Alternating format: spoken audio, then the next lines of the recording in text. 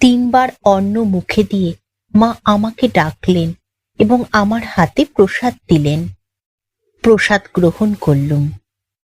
কি যে একটি সুগন্ধ পেলুম, এখনো সে কথা ভাবলে অবাক হই। তারপর একে একে সকলের পাতেই মার প্রসাদ বিতরিত হল। গোলাপ মা সকলকে দিয়ে শেষে নিজে খেতে বসলেন। মা এইবার খুব হাসি খুশি গল্প সল্প করতে করতে খেতে লাগলেন। তাই দেখে আমি হাঁপ ছেড়ে বাঁচলুম। দীক্ষার সময় হতে এতক্ষণ পর্যন্ত তাকে যেন আর এক মা মনে হচ্ছিল। সে কি গম্ভীর, অন্তর্মুখী এক দেবী মূর্তি। ভয় জড়সড় হয়েছিলুম। পরে কত লোককে দীক্ষা দিতে দেখেছি, 2-4 মিনিটেই হয়ে গেছে, কিন্তু সেরূপ গম্ভীর ভাব তার আর কখনো দেখিনি।